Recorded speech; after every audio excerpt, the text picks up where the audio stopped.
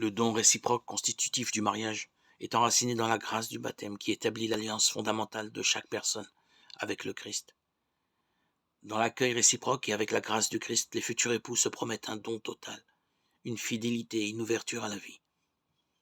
Ils reconnaissent comme élément constitutif du mariage les dons que Dieu leur offre, en prenant au sérieux leur engagement réciproque en son nom. Or, dans la foi, il est possible d'assumer les biens du mariage comme des engagements plus faciles à tenir grâce à l'aide de la grâce. Par conséquent, les époux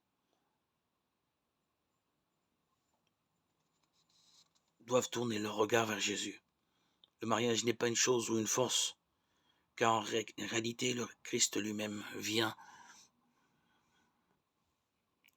à la rencontre des époux chrétiens par le mariage.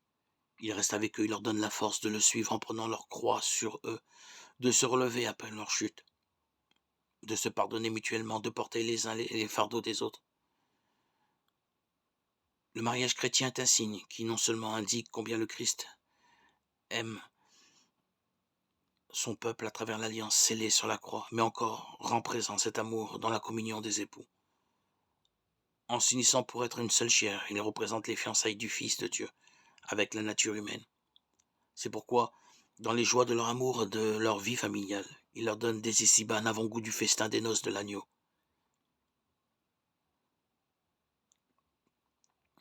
Même si l'analogie entre le couple mari-femme et celui Christ-Église est une analogie imparfaite, elle invite à invoquer le Seigneur pour qu'il répande son propre amour dans les limites des relations conjugales.